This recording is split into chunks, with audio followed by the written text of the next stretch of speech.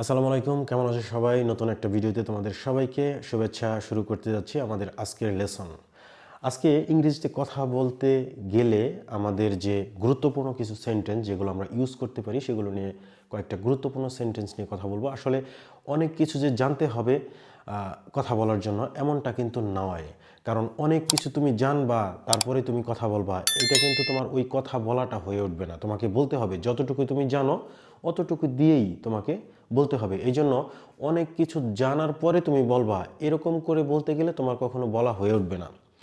কাজেই তোমাকে বলতে হবে এবং গুরুত্বপূর্ণ কিছু সেন্টেন্স যেগুলো আমাদের প্রতিদিনের দৈনন্দিন জীবনে আমরা ইউজ করতে পারি। দেখবা যে এই সেন্টেন্সগুলো তুমি যদি মনে রাখো, দেখবা কোনো না কোনো সিচুয়েশন তোমার সামনে আসবে যেখানে তুমি সেন্টেন্সগুলো অ্যাপ্লাই করতে পারবা। সেন্টেন্সগুলো মাথায় রাখবা এবং তোমার টার্গেট থাকবে যে এই সেন্টেন্সগুলো আমি যখন সিচুয়েশন এরকম হবে আমি সেন্টেন্সটা ইউজ করে দেব। তো এরকম কিছু সেন্টেন্স যেগুলো প্রতিদিনের জন্যই কাজে লাগে, কোনো না কোনো সিচুয়েশনে আমরা সেন্টেন্সগুলো কিন্তু ইউজ করি। এর জন্য আমরা এই সেন্টেন্সগুলো 7টা সেন্টেন্স আজকের ভিডিওতে আমরা শিখব যেগুলো খুবই প্রয়োজন হবে তোমাদের জন্য। যেমন প্রথম সেন্টেন্সটা হচ্ছে 1 নম্বর sentence, how's it going, everything alright.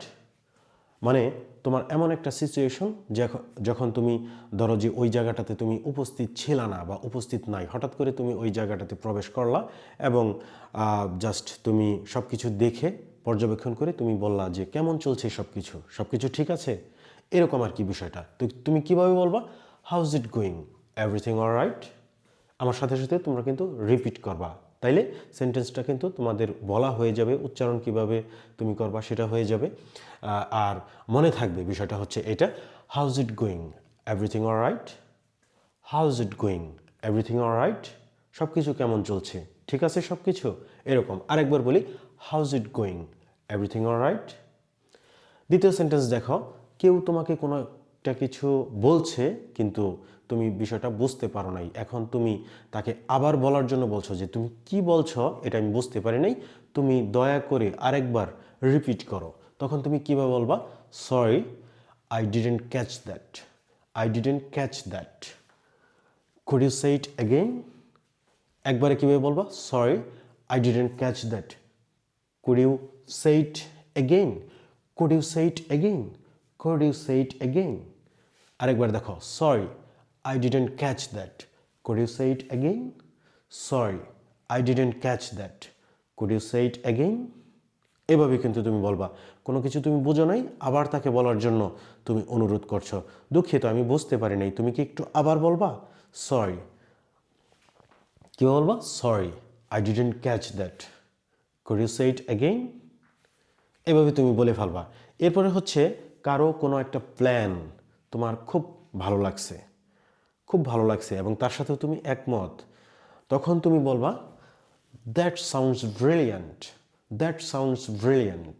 মানে হচ্ছে তোমার ওই প্ল্যানটা খুব ভালো লাগছে, আসলে এমনটাই হওয়া উচিত, চমৎকার একটা কথা বলছো, that sounds brilliant, that sounds brilliant. এভাবে তুমি বলে দেবা। তারপরে হচ্ছে ধরো সবাই তোমার জন্য একটা জায়গায় অপেক্ষা করতেছে, বারবার তোমাকে ফোন দিচ্ছে, কই আর কত দেরি হবে, কতক্ষণে আসবে, আমরা কতক্ষণ বসে থাকবো।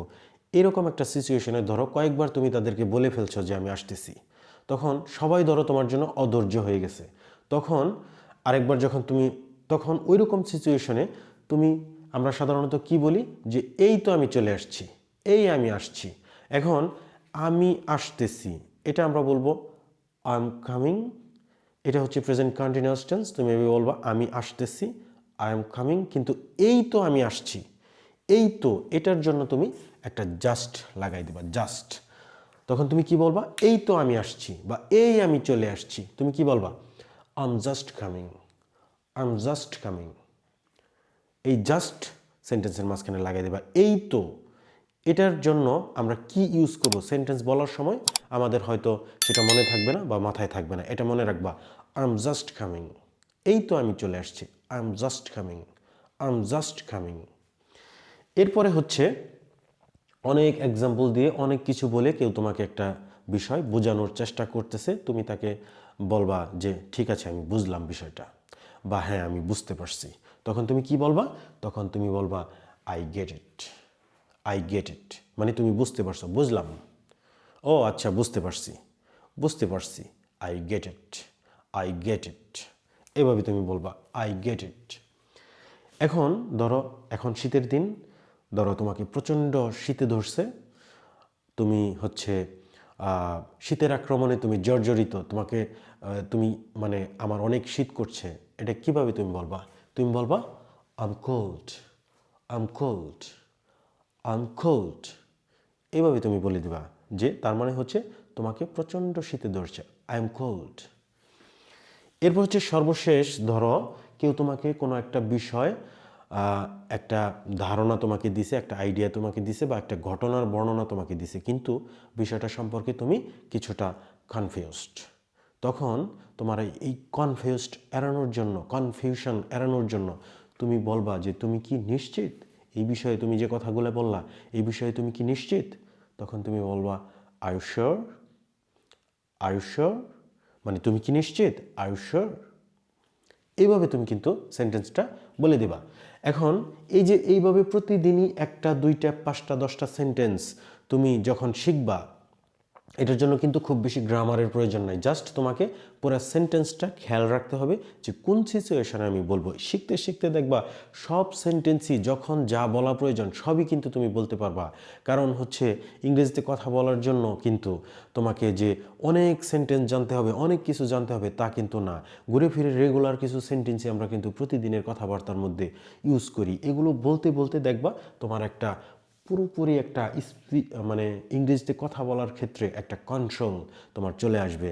তো এই 7টা সেন্টেন্স যেগুলো প্রতিদিনের ইংরেজি বলার জন্য আমরা বরাবরই ব্যবহার করে থাকি, বা খুব বেশি ব্যবহার করতে হয় রেগুলার, প্রতিদিনের দৈনন্দিন জীবনে, দৈনন্দিন আমাদের কাজকর্মের মধ্য দিয়ে এই সেন্টেন্সগুলোই কিন্তু বলতে হয় আমাদের। তো প্র্যাকটিস করো তোমরা বেশি বেশি। আর সবচেয়ে বড় কথা হচ্ছে তোমাকে বলতে হবে।